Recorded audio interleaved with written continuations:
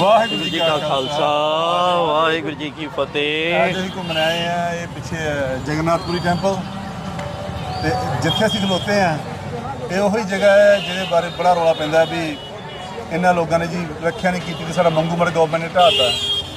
ਸੋ ਇਹ ਕੋਰੀਡੋਰ ਮੰਗੂਮੜ ਜਿੱਥੇ ਗੁਰੂ ਨਾਨਕ ਸਾਹਿਬ 21 ਦਿਨ ਕਰੇ ਨੇ। ਬਾਕੀ ਇਹ ਅਵਿਨਾਸ਼ ਦਾ ਕੀ ਚੱਕਰ ਪੈ ਗਿਆ, ਕਿਉਂ ਇਹ ਸਾਰਾ ਹੋਇਆ ਤੇ you know better than anybody else. Waheguru ji का खालसा वाहिगुरू जी की फतेह। जैसे कि आप देख सकते हैं ये मंदिर का जो नया बाउंड्री बना हुआ है, ये सारे प्लांटेशंस हुए हैं। ये पहले कुछ भी नहीं था। सही। सरकार ने इनिशिएटिव लिया कि टोटल 300 मठ जिनके प्रॉपर्टीज एनक्रोच होके रखे हुए हैं गवर्नमेंट प्रॉपर्टीज के साथ, वो सारी चीज़ों को तोड़ दिए जाएंगे। उसमें से एक मंगू मठ आ गया और एक था बगल में इमार मठ, वो पूरा ही उड़ा दिया गया है। सही है। एमआर मठ की जगह पे मंगू मठ बना हुआ है और ये मंगू मठ गुरु साहब का है। इसका हमारे पास एविडेंसेस क्या है ना, जो एमआर मठ था जिसने ज़मीन दी है उसके पास वो सबसे बड़ा रिचेस्ट मठ था पूरी का। उसने करीब हम 15 या 20 मठों को जगह दिया है अपना। वहाँ पे जितने भी संप्रदाय के गुरु साहब बनाए हुए हैं उनके सारे पेंटिंग्स बने हुए थे अंदर। एक रॉक पेंटिंग गुरु साहब का भी था अंदर। और उस रॉक पेंटिंग का खासियत ये है कि वो इतिहास दर्शाता है कि गुरु साहब किस टाइम में पूरी आए थे, रथ यात्रा का टाइम था। तो उस पेंटिंग में गुरु साहब खड़े हैं, भाई मर्दाना जी हैं, सामने समुंदर है और पीछे ऊपर कॉर्नर में रथ के अंदर जगन्नाथ जी बैठे हैं। वाह, अच्छा। ये था कनेक्शन। दूसरा बात है जो हमारा गुरुद्वारा आरती साहब है उसका जो अभी सेवा संभाल कर रहे हैं बाबा शमशेर सिंह जी, उनके जो पोते हैं भाई भवदीप सिंह, उन्होंने एक चीज़ खोज किया हुआ है कि जो बाबा अटल राय साहब गुरुद्वारा साहब है सचखंड श्री हरमंदिर साहब के पीछे, बिल्कुल उसके अंदर में एक पेंटिंग है। उस पेंटिंग में ये दर्शाया गया है कि तीनों रथ हैं जो हमारा चतुर्धा मूर्ति है अंदर जगन्नाथ मंदिर में, वो तीनों डीटीज के रथ निकलते हैं यहाँ हर साल। सही है। वो तीनों डीटीज के रथ के पेंटिंग्स हैं और सामने गुरु नानक साहब और भाई मर्दाना जी हैं और पांडे मिलकर पूजा कर रहे हैं जगन्नाथ जी। दूसरा तीसरा चीज़ जो ये जगन्नाथ मंदिर का जो वेस्टर्न गेट है, वो वेस्टर्न गेट का जो कंस्ट्रक्शन है वो आप महाराजा रणजीत सिंह करवाए हैं। क्यों? क्योंकि गुरु साहब के पहली पातशाही का यहाँ पे जो उदासी हुआ था, यहाँ से जाने के बाद टोटल 16 बार जगन्नाथ मंदिर लूटा हुआ है और 32 बार जगन्नाथ जी खुद मंदिर छोड़कर चले गए थे। पुरी के गजपति का जो मंत्री थे मिश्रा जी, उन्होंने लेटर किए महाराजा रणजीत सिंह जी को कि आप यहाँ आकर हमारी सहायता करें, हमें तुर्क परेशान कर रहे हैं। महाराजा रणजीत सिंह जी अपने 14 बटालियन फोर्स पकड़कर मंदिर के साउथ गेट के सामने एक पंजाबी मठ है वहाँ पे आकर ठहरे, वेस्टर्न गेट का पूरा काम करवाए। और भुवनेश्वर में एक जगह आता है खंडगिरी, वो हिस्टोरिकल प्लेस, एक बुद्धिस्ट श्राइन है, वो सालों साल पुरातन है। वहाँ से 700 रुपये खर्च करके पत्थर लाए थे इधर वेस्टर्न का दीवार बनाने के लिए। फिर उसके बाद महाराजा रणजीत सिंह जी के जो फौजदार थे उन्होंने उसका कंस्ट्रक्शन कंप्लीट करवाया। प्लस महाराजा रणजीत सिंह जी के हुक्म अनुसार वो वेस्टर्न गेट के ऊपर में एक इंस्क्रिप्शन लगाया गया जहाँ पे गुरु साहब का धनाश्री महला पहला आरती आरता जो है उसका उधर पंजाबी में इंस्क्रिप्शन किया गया। फिर उसके बाद उड़िया में एक लाइन नीचे लिखा गया, मंगू मठ सिख संप्रदाय का मठ है जो कि जगन्नाथ मंदिर के नॉर्थ गेट जो सिंह द्वार है उसके सामने में। इसी के सामने ये सिंह द्वार है, ये नॉर्थ गेट है जगन्नाथ मंदिर का। इसके अंदर में जब आप जाएंगे वहाँ देख सकते हैं आप बगल में एक कल्प वृक्ष दिख रहा है, बिल्कुल उसी के नीचे गुरु साहब ने बैठकर खुले आकाश में आरती उच्चारण किए हुए हैं। ये जो 22 स्टेप्स हैं मंदिर को चढ़ने के लिए अंदर में, उसको 22 बोलते हैं उड़िया में। वो 22 स्टेप्स के लेफ्ट साइड में ये कल्प वृक्ष है। आज भी जो श्रद्धालु हैं वहाँ जाकर उस पेड़ के नीचे बैठते हैं और वहाँ पे अपने मन्नतें पूरा करने के लिए उधर अरदास करके अपना वो बांधते भी हैं सारे पेड़ में। उनकी श्रद्धा है कि गुरु साहब इस पेड़ के नीचे बैठे थे। और इस चीज़ को सबसे सुंदर तरीके से पूरा एक्सप्लेन करके दर्शाएं भाई वीर सिंह जी गुरु नानक चमत्कार में। कहते हैं कि जब गुरु साहब मंदिर के अंदर गए तो उन्होंने देखा कि इधर आरती हो रही है, तो वो निकल आए मंदिर से, आकर इधर बैठे तो राजा पंडा सब आकर महाराज से झगड़ा करने लग पड़े। कहते महाराज अंदर आरती चल रही थी, आप नहीं गए? कहते मैं भी आरती कर रहा था। न कैसे कर रहे थे, ना गगन में थाल रव चंद दीपक बने तारका मंडल जनक। ये है इतिहास। तो कुछ लोगों को कंफ्यूज करने के लिए ये भी बोल देते हैं कि मंगू मठ आरती उच्चारण वाला स्थान है। ये चीज गलत है, क्योंकि आप पीछे देख रहे हैं मंदिर है, हाँ वो कल्पिश है। घोष्ट उधर हुई ठीक है। पंडाओं के साथ। क्या ये पॉसिबल है कि गुरु साहब वहां से उठकर आके 600 यार्ड दूर पर इधर आरती उच्चारण करेंगे? यहाँ पहले रॉयल कॉटेजेस बने थे, राजा ने बनवाए थे, तो यहाँ गुरु साहब 21 डेज तक ठहरे। सही। फिर यहीं पर ही राजे ने अरदास किया महाराज को, कहता महाराज रथ यात्रा का समय है, यहाँ पे जहाँ पे भी हम लोग गड्ढा करके पानी निकालते हैं वो पानी खारा निकलता है। तो महाराज ने भाई मर्दाना जी को ये जो रास्ता जाता है ये बौली साहब को जाता है। सही। ये रास्ता वहाँ पे बौली मठ का बने वहाँ पे निर्माण हुआ। वहाँ पे जब बौली खुदाई की गई, जब जल प्रकट हुआ तो महाराज ने अपने चरण डाले उसमें, तो वो अमृत सज गया। एंटायर 60 किलोमीटर रेडियस में इकलौता बौली जिसका अमृत मीठा है तो वो वही है। सत श्री अकाल। इसके बावजूद जब सरकार ने हमें बुलाए, क्योंकि जगन्नाथ मंदिर का एक मठों का डायरेक्टरी है, उस मठों के डायरेक्टरी में लिखा हुआ है कि बौली मठ और मंगू मठ ये दोनों उदासीन संप्रदाय नानक पंथी मठ हैं। सही है। ये मंदिर के डायरेक्टरी में लिखा है, ये हम लोग नहीं बोल रहे हैं, क्योंकि ये सारे मठ मंदिर के अधीन है। जितने भी मठ हैं उसका रिकॉर्ड ऑफ राइट्स मंदिर के पास है। मंदिर खुद बोल रहा है कि ये मठ नानक पंथी मठ है, माने उदासीन संप्रदाय का मठ है। आप बौली साहब जाएंगे, ऊपर में लिखा हुआ है उदासीन संप्रदाय बाउली मठ।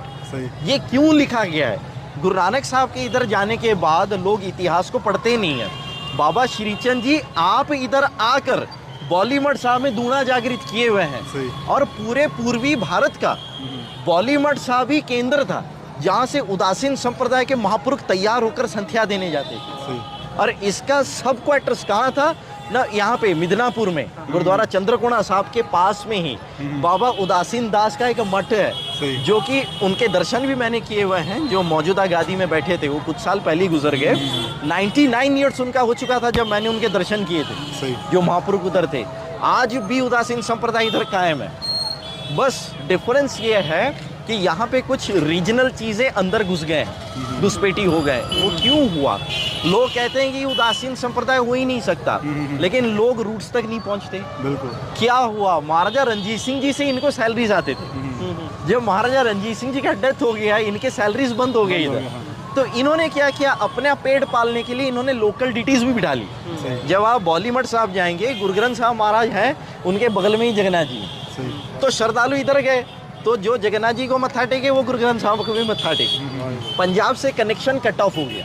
इन्होंने लोकल लड़कियों से शादी की, तो जो भी उनके बच्चे आए वो सब मिक्स्ड हाइब्रिड जैसे सज गए।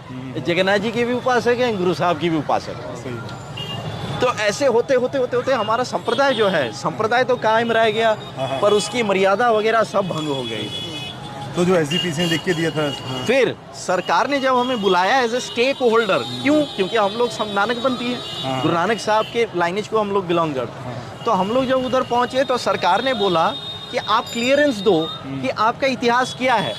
हम लोग पहुंच ही रहे हैं, इधर हमारा गुरुद्वारा साहब है बलियापंडा में, लाइट हाउस के सामने गुरुद्वारा आरती साहब यादगारी स्थान।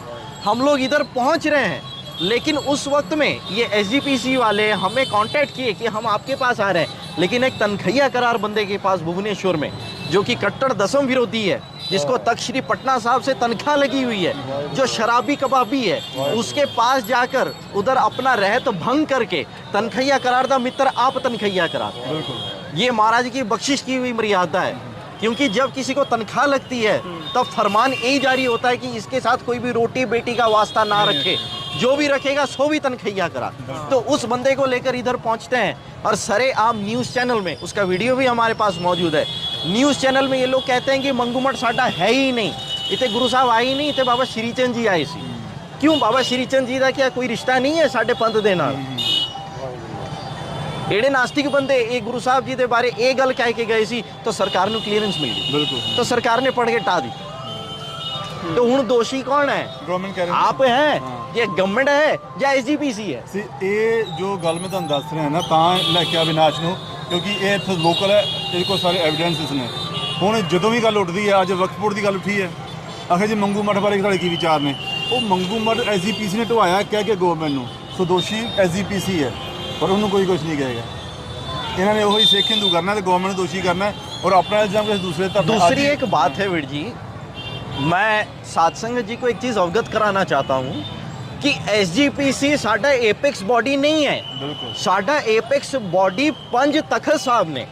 SGPC ਦਾ ਕੋਈ ਰੋਲ ਨਹੀਂ ਹੈ ਪੰਥ ਵਿੱਚ। ਸਤਿ ਸ਼੍ਰੀ ਅਕਾਲ। SGPC ਬਣਾਇਆ ਕਿਵੇਂ ਸੀ? 1920 ਵਿੱਚ ਅੰਗਰੇਜ਼ਾਂ ਨੇ ਬਣਾਇਆ SGPC ਤੇ ਉਹਦਾ ਇੱਕ ਐਕਟ ਬਣਾਇਆ ਹੋਇਆ ਹੈ। क्या कभी कोई पंथक संस्था का कोई लिमिटेशन हो सकता है? इनका लिमिटेशन सेक्शन 85 और 87 के जरिए अनडिवाइडेड पंजाब है। इसी कारण हरियाणा भी इनसे निकलकर HSGPC बना लिया, हरियाणा सिख गुरुद्वारा प्रबंधक कमेटी, दिल्ली सिख गुरुद्वारा प्रबंधक कमेटी। अब बहुत जल्द हिमाचल प्रदेश भी अलग होना है, तो इनका दायरा सिर्फ पंजाब तक ही सीमित है। तो अगर ये लोग इधर आ रहे हैं या किसी भी दूसरे स्टेट को जा रहे हैं, मेरी आप सबसे बेनती है कोर्ट में सीधा कंटेम्प्ट ऑफ कोर्ट का केस पाइए। ये नास्तिक बंदे कुछ भी रहने नहीं देंगे। और ये जो एक मर्यादा इनकी चली आ रही है, सो कॉल्ड मर्यादा, मनमती मर्यादा, कि पुराने हेरिटेज को तोड़ो कार सेवा बाबाओं के हाथों से और वहाँ पे संगमरमर गुरुद्वारा बना दो, ये चीज़ गलत है। बिल्कुल सही। क्यों? क्योंकि अगर मठ का परंपरा गलत होता तो गुरु 6वीं पातशाह जी कभी भी भाई अलमस्त जी को भेजकर मंगू मठ में सेवा नहीं करवाते। गुरु 9वें पातशाह जी कभी आकर इधर नहीं रुकते। या श्री अकाल तख्त साहब के जथेदार साहब 3 प्रशंसा पत्र यहाँ इस मंदिर में आज भी उनके डिसेंडेंट्स बैठे हैं। कलयुग पांडा, आपने साखी सुनी होगी, जिसका लोटा महाराज ने छुपा दिए थे, उसके डिसेंडेंट्स आज भी हैं। और उनके पास श्री अकाल तख्त साहब से 3 मानपत्र है कॉपर प्लेट में लिखे हुए कि आप मंगू मठ और बॉली मठ में सेवा कर रहे हैं, आपको प्रशंसा पत्र दिया जाता है। तो मठ तोड़ने वाले आप कौन हो? मठ पुरातन संप्रदाय सारी चीजें, जैसे निहंगों का छावनी होता है, उंगे होते हैं, उसी तरीके से उदासीन संप्रदायों के मठ होते हैं, निर्मल संप्रदायों के मठ होते हैं। और ये जो उदासीन संप्रदाय निर्मल संप्रदाय है, ये भाई गुरदास जी के बारे में आप लिखा हुआ है, नानक तीसरा पंथ चलाया। जो गुरु नानक साहब से उपजा हुआ ये तीनों पंथ हैं। निहंग भी गुरु नानक साहब से उपजा हुआ है, उदासीन भी गुरु नानक साहब से उपजा हुआ है, और निर्मले भी गुरु नानक साहब से उपजे हुए हैं। और एक चीज़ ये लोगों को पता भी नहीं है कि बाबा श्री चंद जी साढ़े गुरु नहीं बने। ठीक है, साढ़े गुरु नहीं बने, लेकिन ये चीज़ भूल जाते हैं कि महाराज ने आप अपना चोला बाबा श्री चंद जी को देकर उदासीन संप्रदाय आगे बढ़ाया। ये चीज़ इनको समझने की लोड़ है। वो SGPC का जो बंदा आया था, कहता है कि हमने बड़ी रिसर्च की है। ये थोड़ा रिसर्च की गुरु साहब इतने आई ही नहीं। भाई गुरदास की वार कहती है कि बाबा फिर बाबा आया करतारपुर, भेख उदासी सगल उतारा।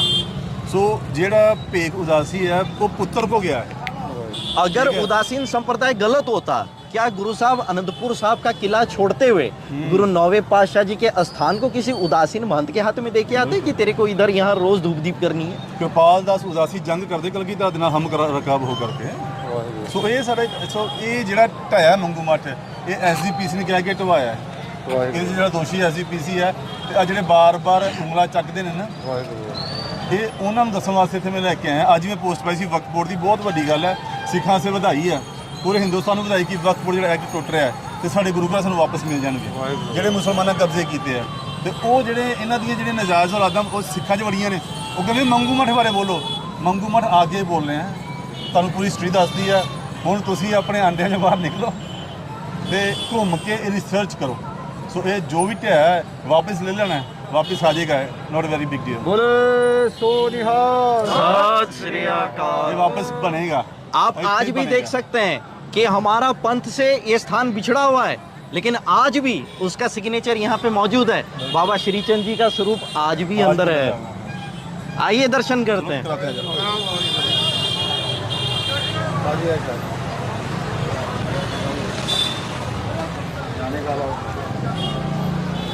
हाँ ये से दिखा दो। हाँ वाह वाह, ओ भगवान जी मेरे बाबा